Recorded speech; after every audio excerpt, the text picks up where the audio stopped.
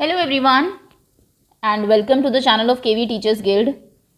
So students, today in this video we are going to do worksheet of class 4th English poem A Watering Rhyme.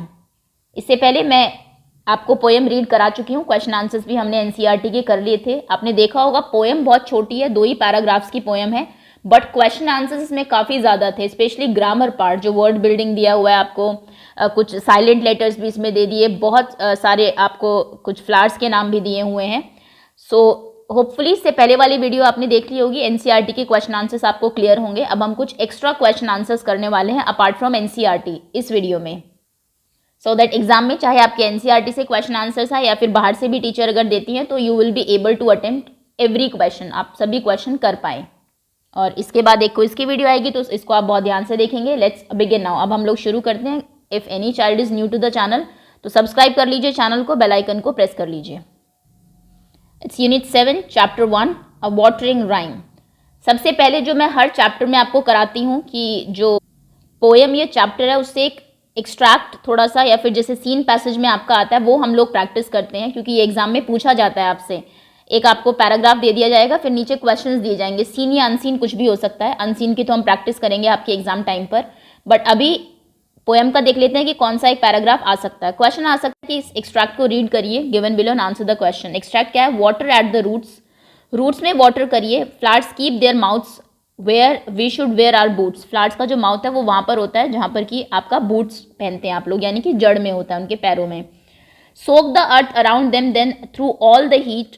जो earth है वो पानी को सोक कर लेती है उसके बाद सभी हीट की वजह से, क्योंकि गर्मी बहुत जो अर्थ के अंदर हीट है उसके कारण पानी को अब्जॉर्ब कर लेती है. The flowers will have water for their thirsty feet. और उससे क्या होगा? फ्लावर्स को पानी मिल जाता है अपने थर्स्टी फीट के लिए. चलिए अब क्वेश्चंस देख लेते हैं क्या है.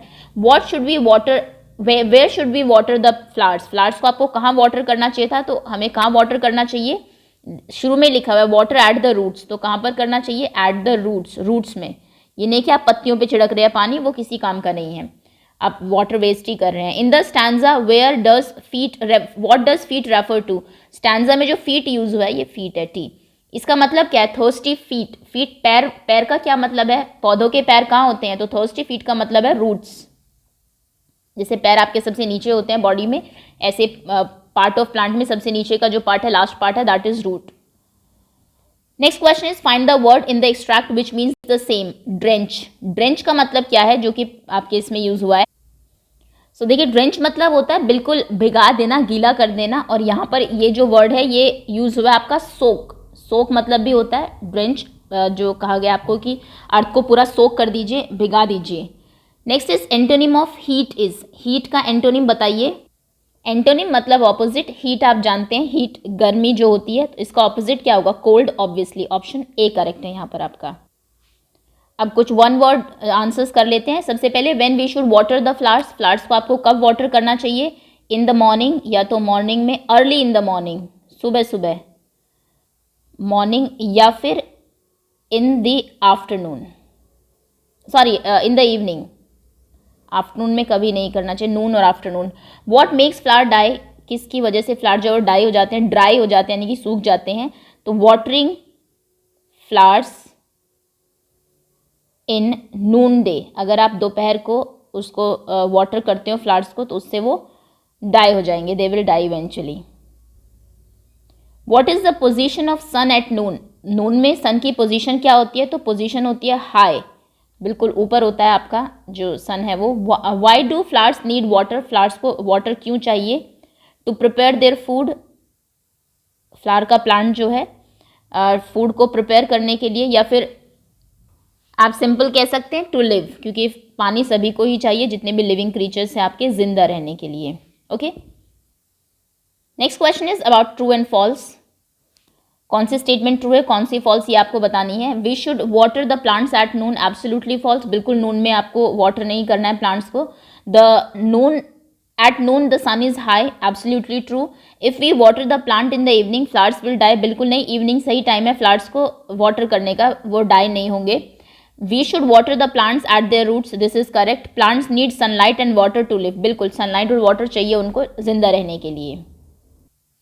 नेक्स्ट क्वेश्चन यहाँ से बन सकता है label different parts of the plant. वैसे तो ये क्वेश्चन आपको एनसीईआरटी में अलग तरीके से दिया हुआ है, आपको एक पजल दी है जिससे आपको पार्ट्स ऑफ प्लांट चूज करने हैं, लेकिन वो एग्जाम में आने के चांसेस कम है। एग्जाम में आपसे डायरेक्ट क्वेश्चंस पूछे जाते हैं, तो हो सकता है आपको पार्ट्स ऑफ प्लांट पूछ ले या फिर एक पिक्चर देके कहे कि मेंशन करो, या फिर ये भी कह सकते हैं बनाओ पिक्चर और फिर पार्ट्स ऑफ प्लांट जो है आपके उनको मेंशन करो। तो सबसे पहले यहाँ से स्टार्ट करते हैं। दिस इज लीफ, ये फ्रूट है, ये फ्लावर है आपका, बड भी हो सकती थी, बड दी नहीं है उन्होंने। ये ब्रांच है जो कि आपके स्टेम से ब्रांच अलग सेपरेट होती है बहुत सारी। ये स्टेम है, तना, और ये रूट है। ओके, सो ये आपके पार्ट ऑफ प्लांट्स हैं और इसमें हर किसी का अपना रोल है। जैसे कि ये जो है फ्रूट, ये सीड को कैरी करता है जिससे नए प्लांट्स बनते हैं। लीफ तो खाना बनाती है तो बहुत इंपॉर्टेंट है। ये जड़ें जो है आपकी, ये सॉइल से न्यूट्रिएंट्स लेती है और पानी अब्जॉर्ब करती है। स्टेम का काम है यहाँ से लेके पानी लीव्स तक लेके जाना। फ्लावर जो है वो फ्रूट में कन्वर्ट होते हैं। ब्रांचेस हेल्प करती है और स्टेम का काम ये भी है उसको जो पेड़ है उसको सीधा खड़ा रखना। ओके, और ब्रांचेस यहाँ तक पहुँचाती है, वो लीव्स को कैरी करते हैं। लीव्स, फ्लावर्स और जो फ्रूट्स हैं आपके वो ब्रांचेस के ऊपर ही लगते हैं। Okay, next question is give one word answer. Which part of the plant sucks water from the soil. कौन सा पार्ट ऑफ प्लांट है जो कि सॉइल से वाटर को सक करता है? सो ये है आपकी root. Next question is which part of the plant prepare food for the plant. कौन सा पार्ट ऑफ प्लांट है जो कि उसके लिए फूड प्रिपेयर करता है? सो ये है leaves. Which part of the plant turn to become a fruit. कौन सा पार्ट है जो कि फिर फ्रूट बनता है बाद में जाके? तो ये है flower.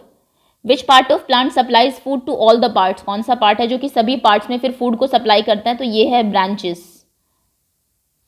Which part of the plant blooms into flower. कौन सा आपका पार्ट है जो कि ब्लूम होके खिल के फ्लावर बनता है? तो ये होती हैं बर्ड्स, कलियां। ओके, ना कुछ लैंग्वेज बेस्ड क्वेश्चंस हैं। कॉलम ए और बी की मैचिंग करनी है आपको। यहाँ पर ए में जो वर्ड्स हैं, बी में उनके मीनिंग्स दिए हुए हैं। तो फर्स्ट है watering, noon day, roots, boots and soak. The part of plant that is under the ground. Ground के अंदर कौन सा पार्ट होता है? ये होती हैं roots. To make something completely wet, किसी चीज को पूरे तरीके से वेट कर देना, तो ये होता है सोक। पोरिंग वाटर, पानी डालना, इसको बोलते हैं वाटरिंग। एट नून, दोपहर को बोलते हैं नून डे। अ टाइप ऑफ शू, शू का एक टाइप है, ये बूट्स होते हैं आपके। तो ये मीनिंग है आपके वर्ड्स के। नेक्स्ट क्वेश्चन राइमिंग वर्ड का यहां से बन सकता है। So first is our. Our का जो राइमिंग होगा that could be flower, although spelling बहुत डिफरेंट है, OUR से एंड हो रहा है, बट बोलने में बिल्कुल सेम लग रहा है, our flower. Roots, boots, morning. वैसे तो एनसीईआरटी में इवनिंग दिया, बट इवनिंग इसका एग्जैक्ट एक तरीके से राइम नहीं कर रहा है। Morning, evening. मॉर्निंग का हो सकता है वार्निंग, है ना, मॉर्निंग, वार्निंग। मेक, टेक, आप चाहे ना एक, अच्छा चलिए ठीक है वो बाद में बताती हूँ। Where, there. Noon, spoon. High, fly. Heat, beat. Water, quarter, water, quarter. Car, star. Flower, shower, flower बोलते हैं अगर आप, flower, shower, flower, shower. Keep, deep. अब आप एक काम कर सकते हैं, ये तो एक एक राइमिंग वर्ड्स मैंने बता दिए, आप एक एक राइमिंग वर्ड आप भी लिख सकते हैं इनके कमेंट सेक्शन में अगर आपको आते हैं तो, जितने भी वर्ड्स के आपको मिल सके। वैसे वोकैबुलरी अगर आपको अच्छी होगी तो डेफिनेटली सभी के मिल जाएंगे। राइमिंग वर्ड्स तो काफ़ी हो सकते हैं एक वर्ड के। सो एक एक आप कमेंट सेक्शन में बता दीजिएगा सभी के। नेक्स्ट क्वेश्चन पर आते हैं। Rewrite the given words by adding ING in the and. And में आपको ING ऐड करके एक न्यू वर्ड बनाना है। अब इसमें जो आप गलती करते हैं वो मैं बताती हूँ। सबसे पहले तो रन में अगर आपको ING ऐड करना है, बच्चे इसको ऐसे लिख देते हैं बस ING ऐड करके, ये बिल्कुल गलत है। रन में अगर आपको ING ऐड करना है तो रनिंग बनता है जिसमें डबल N आता है। तो बहुत सारे चेंजेस होते हैं, ऐसा नहीं है कि वर्ड के पीछे ING आप लगाएंगे तो बस यूं ही ING आ जाएगा। जैसे पुटिंग में अगर आप करेंगे तो PUTTING, टी का डबल T हो जाएगा। शेयरिंग में आप करेंगे तो ऐसा नहीं करना है शेयर और ING, ये बिल्कुल दो, आपको पता है वॉवल्स कभी एक साथ नहीं आते। तो शेयरिंग में अगर आपको करना है SHAR, E को आपको गायब करना पड़ेगा, you have to write sharing, spelling ये होगी। राइटिंग में भी आप फिर E नहीं लिखेंगे अगर आप ING लगा रहे हैं, राइटिंग।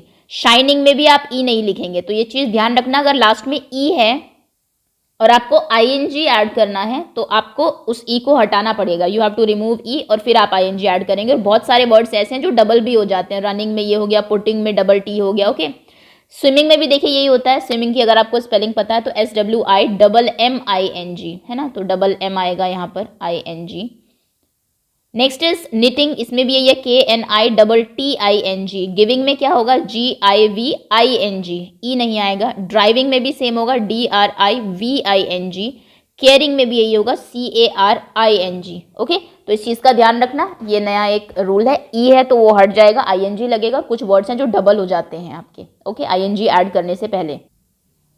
नेक्स्ट है साइलेंट लेटर्स, जो कि NCERT में भी दिया हुआ है। RH साइलेंट है, ऑफन T साइलेंट है, राइट W साइलेंट है, वॉच T साइलेंट है, लिसन T साइलेंट है, अगेन निट में K साइलेंट है, नो में K साइलेंट है, नाइफ के नम होता है, B साइलेंट है, प्लमर में B साइलेंट है, रॉन्ग में W साइलेंट है, नाइट में G साइलेंट है, हाई में भी G साइलेंट है, क्योंकि G ग की साउंड देता है और वो यहाँ पर नहीं आ रही है। हाई ग तो नहीं बोला ना हमने, तो G साइलेंट है। डाउट B साइलेंट है, डाउट नहीं बोला। नॉब, तो नॉब B की साउंड बहुत ज़्यादा नहीं आती है तो B साइलेंट होगा, सॉरी K साइलेंट होगा। नॉब K की साउंड नहीं आ रही है, B तो नॉब जा रहा है K। Next is doubt, again B silent. Could L silent, walk L silent, not K silent, limb B silent, limb not limb. Okay, अब जंबल वर्ड्स पर आ जाते हैं। कुछ आपको कहा हुआ है, ये कुछ वर्ड्स हैं जो एक्चुअली में भी वर्ड्स हैं, अब आपको इनके लेटर्स को जंबल करके आगे पीछे करके एक नया वर्ड बनाया। जैसे लेग था, लेग LEG, इसका जेल बना दिया GEL, उल्टा करके नाउ NOW। इसका वन आप बना सकते हैं WON, ये भी एक वर्ड होता है। TEA, इसका एट बना सकते हैं ATE, एट मतलब खाना। P, तो इसका हो सकता है APE, एप बंदर जो होते हैं आपके, जो नकल करते हैं। नेक्स्ट इज वाइन, इसका हो सकता है नाइव NIVE। गार्डन, तो देखिए इससे बड़ा इंटरेस्टिंग है ये DANGER, अगर आप करेंगे तो डेंजर भी इसके लेटर से एक वर्ड बन सकता है, सारे लेटर्स को यूज करके। Okay, next is rose, rose का हो सकता है सोर, खट्टा। Net, ten, tan, nat NAT, salt, so ये हो सकता है LAST, last. Okay, sap, pass, tab, bat BAT। Okay, so ये अनजम्बल वर्ड्स हम लोगों ने कर लिया। एंड दैट्स ऑल स्टूडेंट्स, ये आपके कुछ एक्स्ट्रा क्वेश्चन आंसर्स थे अपार्ट फ्रॉम NCERT इस चैप्टर के। होपफुली चैप्टर आप सबको समझ में आ गया होगा। Now thank you so much for watching, और अब बस इसकी क्विज अपलोड होगी, wait for that to come. Okay, thanks again.